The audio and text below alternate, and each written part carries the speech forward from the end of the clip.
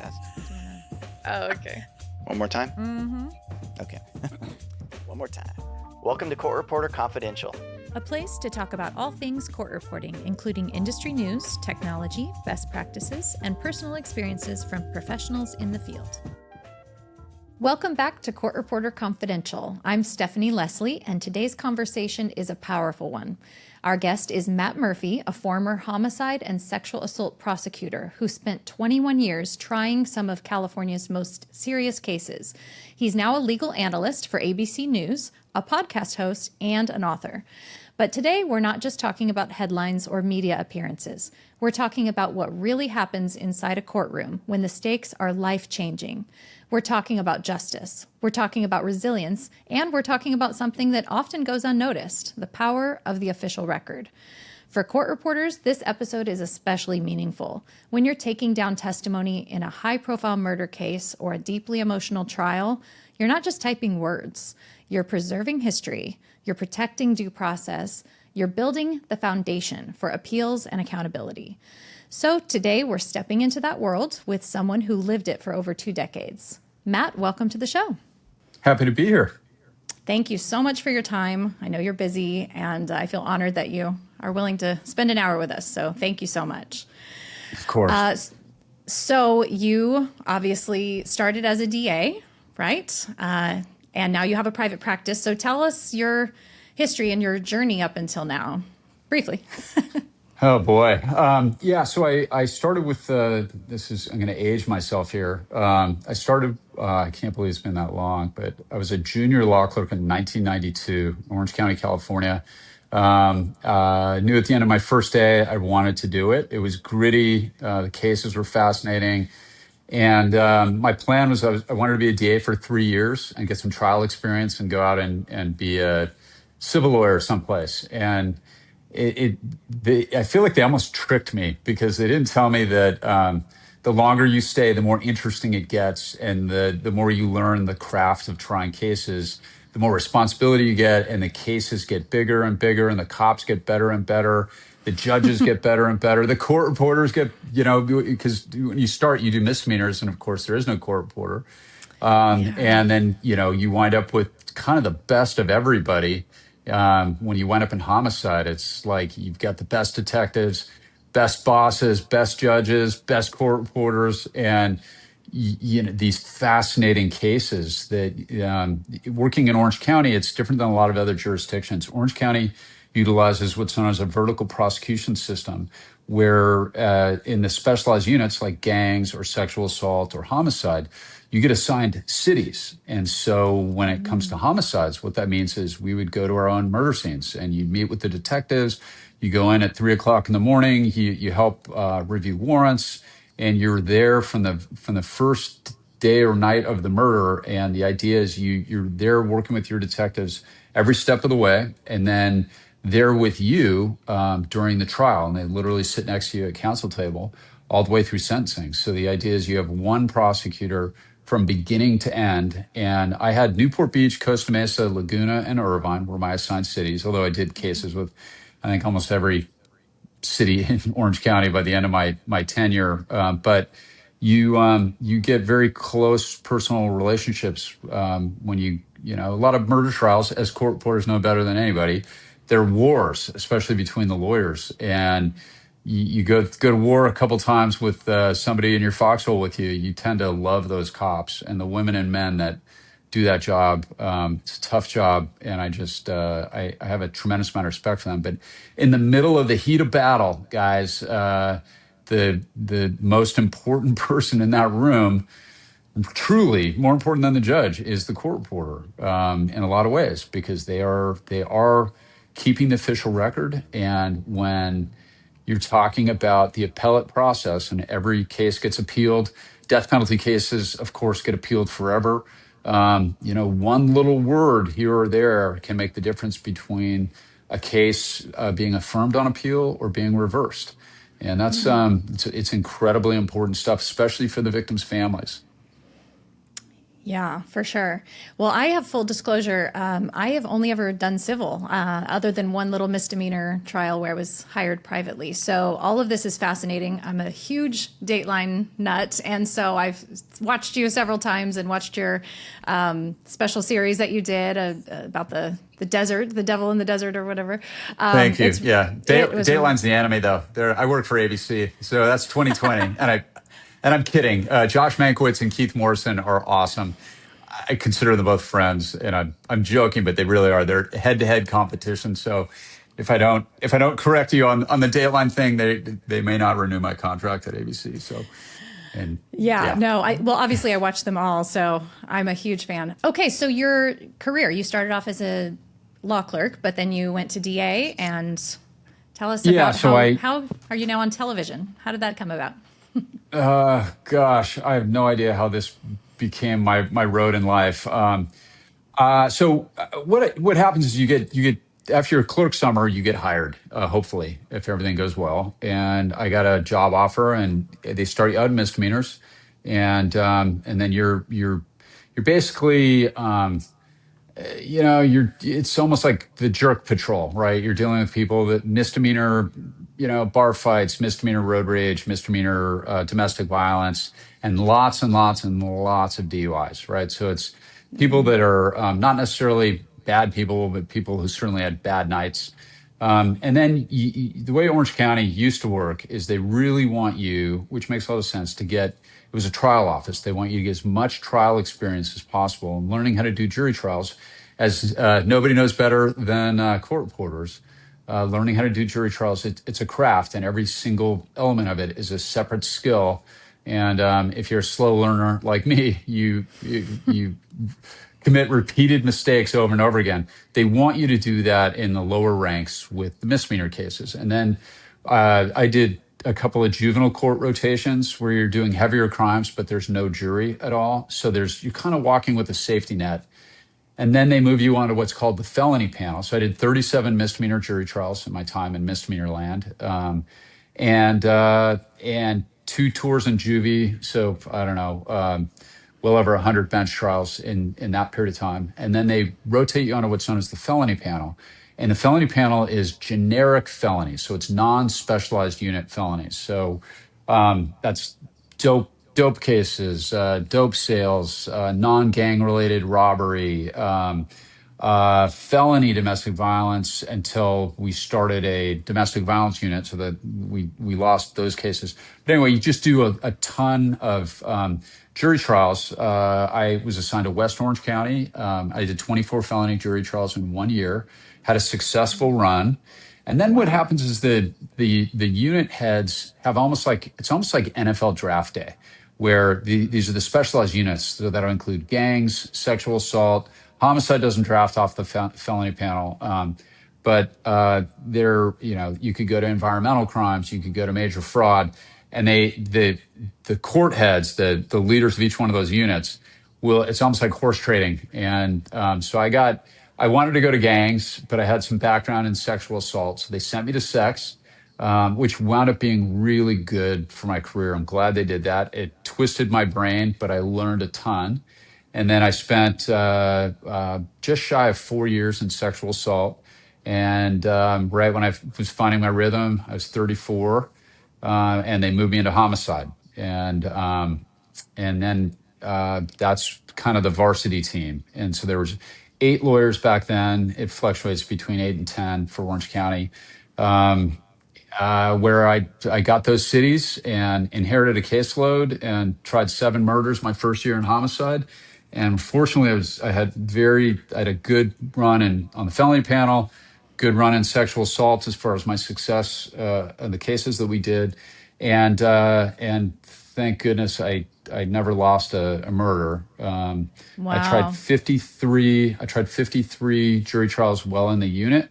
A couple of those were not murder cases. If you saw Devil in the Desert, that, Nairi, our victim, lived. I got brought into that case because he was in shock and was expected to die. That's somebody that was sexually mutilated in the desert as a part of a kidnap for ransom case. And I had a good run. So, I reached a point where 17 years in homicide was I'm kind of proud to say, was the longest anybody's ever done in the unit as a line deputy. Nice. And we had some changes in Orange County. We had some elections, and I thought it was a good time. ABC made me an awesome offer to go work for them. And then, so I retired in 2019, left the office on good terms. Since then, I've butted heads a couple times with some of my former colleagues, but I guess that's to be expected. And I went to work for ABC News and opened up a practice where I primarily defend police officers. I take very selectively, I'll take other criminal cases, but it's got to be somebody I like, somebody I can help. And so I'm pretty choosy. But most of my practice is defending police officers. A lot of admin stuff, but I'm also doing a homicide case right now in LA County where my client is innocent and I'm going to win one way or another. So that's kind of it. I split time now between New York for the ABC and the media stuff, and out here where I am today, a much sunnier, nicer Manhattan Beach, California. And Yes. that's basically. I don't know if that counts as brief, but that's my whole story, and I'm sticking to it. That's amazing. I love every step along the way. And like you said, you had no idea you would end up here. It's crazy how life takes us places. And Yeah. I've always been a yes person. I get a crazy opportunity to do something and try it, and I'm like, sure, let's try it and let's see where it takes me. And it's taken me all kinds of crazy places. Not as crazy as yours, but I really love hearing about it. So in your experience in the sexual assault and murder trials, have you ever had an instance where the transcript, like you said, things can pivot on a word, right? So have you ever had where a transcript or a record was unclear or incomplete and it caused a problem? Oh yeah, a million times. However, almost never the fault of the court reporter. Really? It's usually the defense lawyer asking a question the wrong way, where there's ambiguity. Look, I had really, really one after another, really good court reporters over the course of my career. And as you can imagine, when they send murder cases to the most experienced judges, they get the pick of the litter as far as the best court reporters. And one of the things I probably should say here is that, like the last serial killer case I did, that was a 6-month trial. We were in trial for 6 months on that. That's So a imagine long like time. finals. Remember studying in finals, like every night is like finals. It's brutal on relationships, and it takes a lot of work. And I am so grateful for the kindness that court reporter's shown me. And I've got Scotch Irish roots, right? Like genetically. And so, we all know the Notre Dame thing, the Fighting Irish. I tend to get fired up in my jury trials. And, so in your world, how does that translate? Of course, that means I talk Faster. way too fast. And I was hard on a lot of my court reporters because I'm up there, trying to do my Perry Mason moments. And when you're dealing with serial killer cases, especially, but murders in general and sex cases too, and the defense puts an expert on, that's a duel, and you got in homicide cases, oftentimes you develop a special relationship with your victim's family too, and they're depending on you, and you've worked these cases up sometimes for many years, and you got a mom sitting there in the front row who's gone through the worst experience anybody can ever experience, the loss of their child due to murder. And the process is, the bad guy, to put it bluntly, as court reporters know, they're essentially, one way you're looking at it is, we're putting the people through the paces. That's incredibly important. I believe in the presumption of innocence, all of that. On the other hand, from the family's perspective, the person who killed their child is trying to get away with it. And when the defense lawyer brings in some expert, it's the job of the prosecutor to get in their dish and to challenge their opinion. And look, if you've done your job right as a prosecutor, you've caught the right person, you've charged them appropriately, and if you've done your job, by virtue of the professionalism that you've hopefully engaged in, your detectives have engaged in, and the process up to that point, by the time an expert hits the stand, can I swear? Is that okay? Can I swear? Sure, go ahead. No? Okay, I won't swear. They're full of crap. Let's say that. Okay, so if you've done your job right, it means you got an expert that's full of crap and you got a mom sitting there. So I tend to get really fired up in those cross-examinations. I cannot tell you how many times court reporters have been gracious with me and patient with me and said, hey, at the break, I really would appreciate it if you'd slow down, versus stopping me, which has happened, especially when I was younger, and gone, I can't keep up with you. So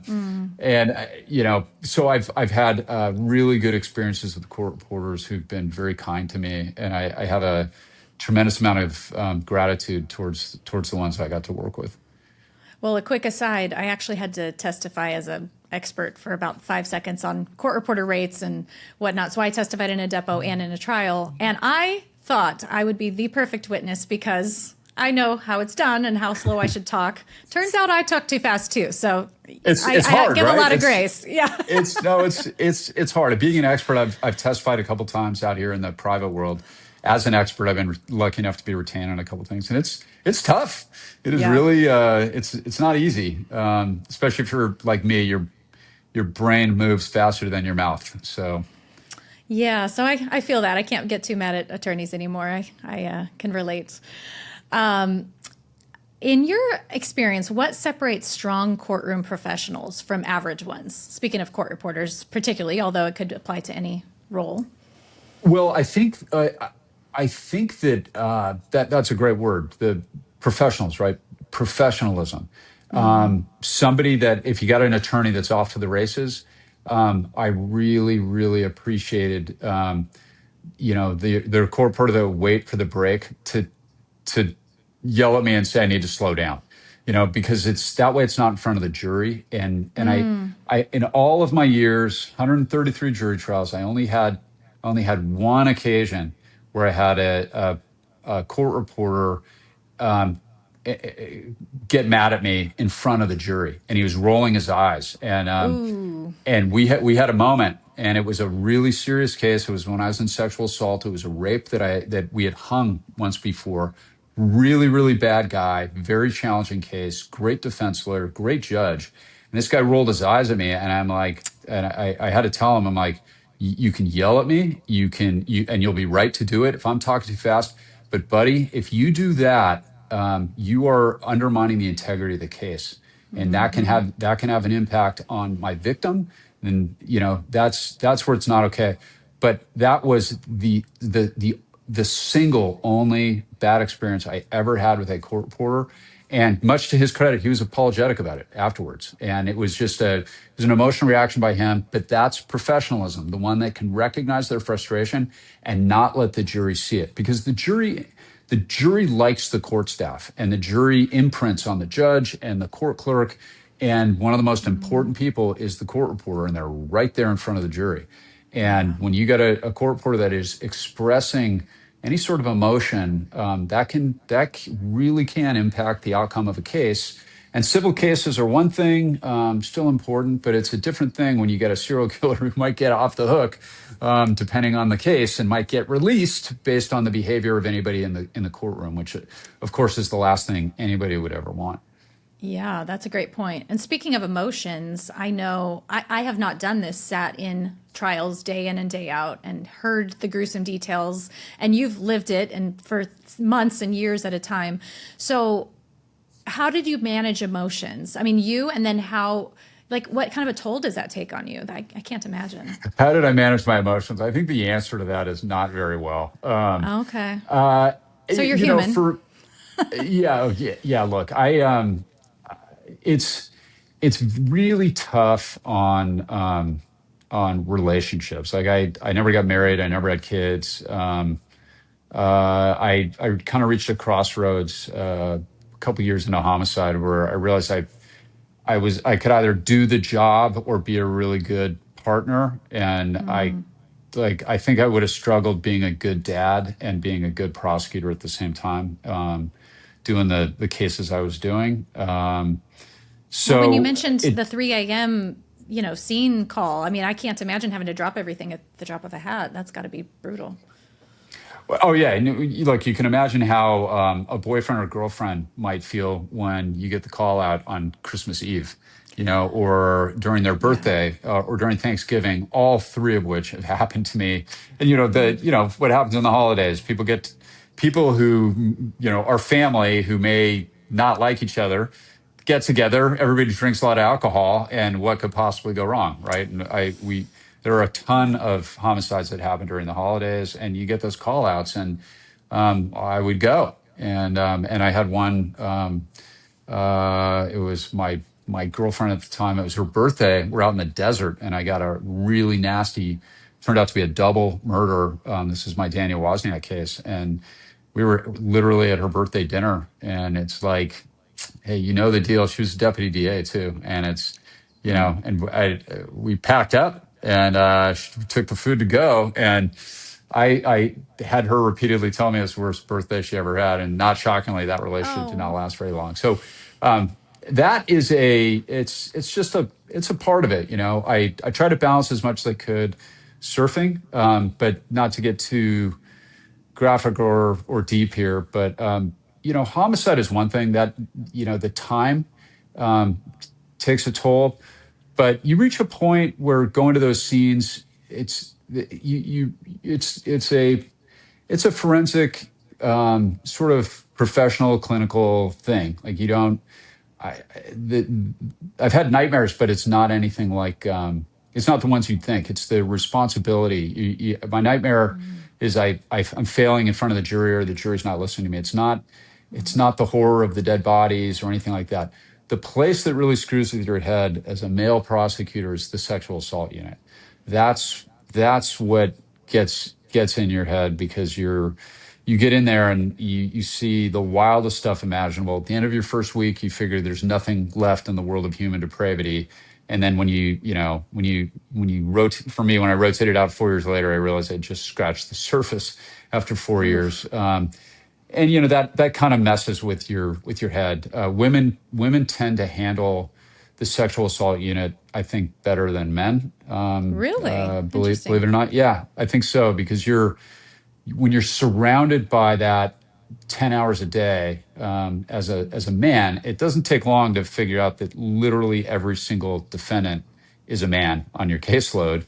And I don't pretend to be an expert on the psychology of it, but women just don't molest kids, and everybody has an exception, and everybody knows a story, and blah, blah, blah.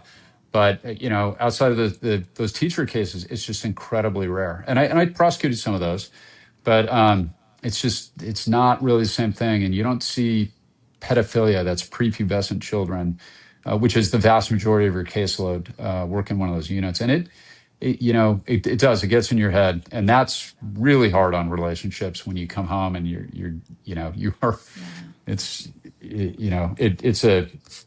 I don't know how to put it without being too crass. You lose. I don't know. You lose like faith in humanity. Yeah, that's a good way of putting it. Or gets restored, with all the good people that come in and help. But yeah. Well, you mentioned surfing. I mean, I imagine that's a hugely therapeutic coping thing for you. I don't know. Any other advice you have for resilience for our criminal reporters who are sitting in this day in, day out, or contemplating doing such? Yeah, well, hobbies are great. That really does help balance it out. And whatever that may be, I added like 3 to my hobby list during COVID when I was locked in my house for a year and a half. I started painting, and I got really into that, like just painting with latex and acrylics. But surfing, scuba diving, for me, that really helped center me, and still does. I bet. So what kinds of mistakes might derail careers in the legal field, if we have attorneys listening, or from your experience? Obviously, you had great success, so I'm not sure that you ever made any mistakes. But I'm a mistake master. I've made so many mistakes. So what kind of mistakes can derail a legal career? Yeah, I I don't think know. that as a prosecutor, the most important thing is always it's the integrity. You have to be. I have never made an argument as a DA or since I've been in private practice that I didn't fervently believe to be true. Even in the defense work, I had a case recently where I had a judge in LA County, and he said, and we got into it one day, and I filed a motion that I don't think he appreciated, and I was right in what I wrote, and he said, "Look, I understand you're just a defense lawyer doing your job," and I was offended by that. It's like, I'm not a defense lawyer just doing my job. I'm a lawyer defending somebody, but everything I wrote in that brief, I believe to be true, and I don't, so integrity is the most important thing. You gotta keep your word as a prosecutor, especially honesty and integrity. I sound like I'm an advertisement for the Boy Scouts, but that's the most important thing. There's no case that's ever worth cheating. You don't do that. For any prosecutors that are listening, discovery is incredibly important. I had an old mentor, Brian Brown, who used to tell us, and this guy, Chris Evans, who trained us, said the same thing. When it comes to discovery, just this is what you do. Give the defense absolutely everything and then just beat them with it. Never fear discovering something. Give them everything and then beat them with it. And that's the thing. So that's a way to derail a legal career.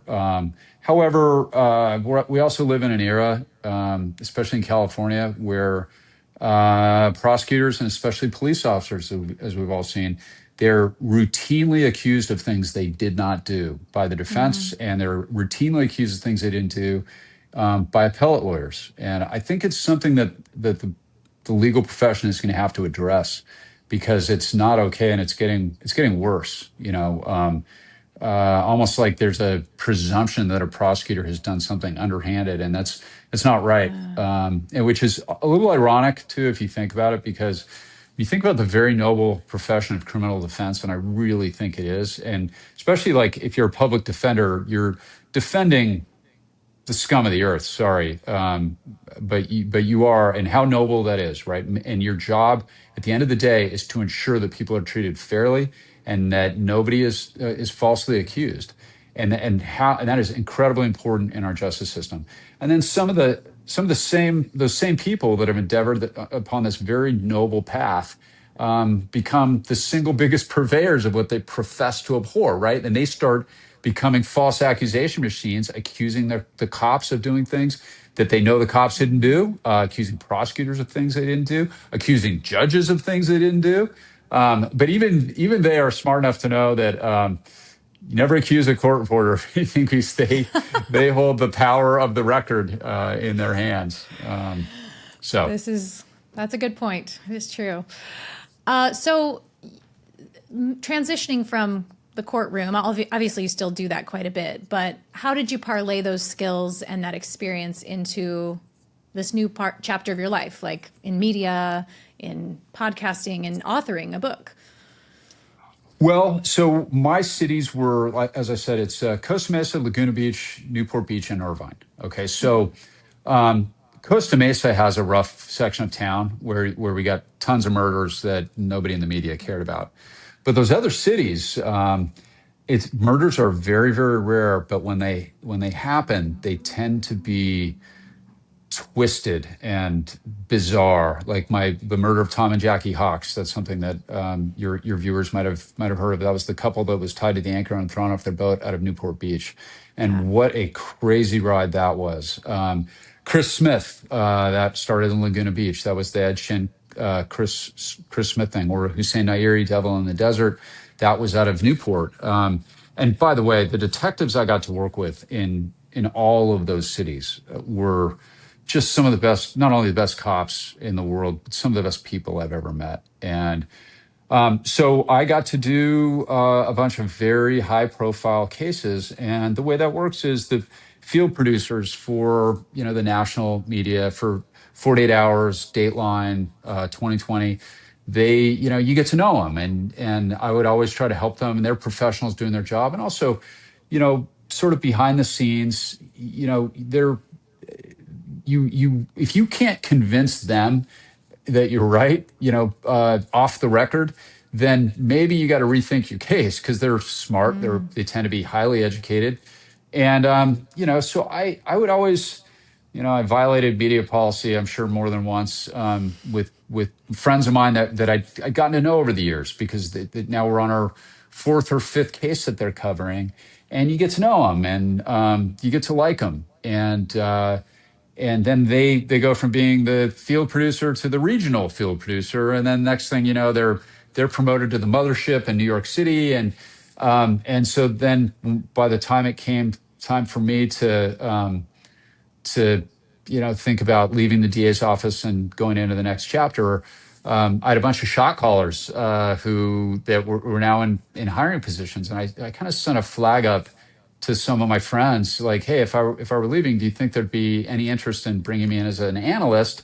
And I got to be, I hope I don't offend anybody by using this term, it was like, I felt like the hot chick before prom night. I had a bunch of interest, and made me feel really good. And I had a bunch of people kind of bidding, and my dear friend Lisa Soloway at ABC, the ABC made me an offer, and I decided to go with them, and I've worked for them ever since, and I've really enjoyed my experience with that. That side of things is a wild world, and it's an annual contract, and you never know if they're going to cut the division, or if they're going to go in a different direction for the contributors, the talking heads. But I've had really good experiences working for ABC, and I'm really grateful that I've been able to do that. Well, two things about that. I had no idea you were I don't want to say instigator, that sounds negative, but the one asking and putting up the flags. That's interesting. I figured they were pursuing you. So I love that you made it happen, first of all. And secondly, going back to your integrity comments and, making sure your reputation was stellar, I'm sure that had something to do with your success ever since then, because that's huge, right? That goes across all professions. I hope so. I mean, criminal law is a weird business in California right now, because every one of those murder cases, there's three areas of attack. And this is something that is very important, like, for the record. And when those transcripts go in, and many court reporters have probably seen this, the appellate counsel will attack three different people. They will attack the defense lawyer, always under IAC, or ineffective assistance of counsel. And that kind of sucks, especially not everyone, but there's only one defense lawyer whose hand I did not shake at the end of a trial my entire career. I always made it a point to be professional, no matter how nasty it got.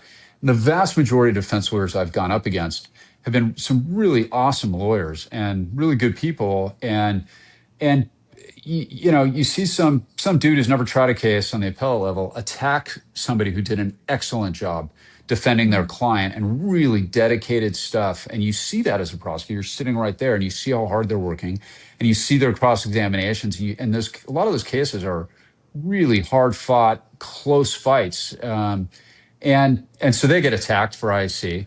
They attack the judge, always, for instructional error or other things. And they attack the prosecutor for prosecutorial misconduct over and over and over again. And it's like, I just don't like it. It kind of sucks, because you know how hard you work, you know how hard your detectives work, and you got some dude who you've never met accusing you of stuff that you didn't do, and it goes to the appellate level, and it psychologically kind of takes a toll. I got to be honest. It's a weird thing, because you're reading these appellate papers, and it's like, well, that didn't happen in this, and they spin it, and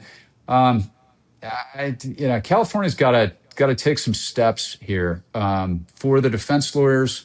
A lot of them are public defenders who aren't getting paid a lot, and their integrity is being attacked. And I don't know. It's part of my. I haven't reconciled myself with that part of law yet. Maybe it's too late for me to do that. Something I've never even considered, that you have to do. Yeah, I got to go scuba dive with more sharks some days, but blow off some steam. Well, you were kind of talking about what you were just mentioning, in this new world of media and I assume speed has something to do with it, the fast pace, but you're trying to still remain accurate and verify facts. I don't know how much of this you actually do in your role, but what risks kind of come up when narratives move faster than these facts, and you got to push a story out, but you're not sure about accuracy? I mean, is that a thing? Yeah, so I'm on the periphery of that. Like Okay. even though I've done some podcasting, I wrote the Book of Murder, my book, which is really about my time in the homicide unit and the things that I learned walking into homicide, not knowing anything about murder cases, and kind of what I learned along the way, from naive rube to, grizzled, sort of beaten down veteran of it. So that's the book. That's the idea. But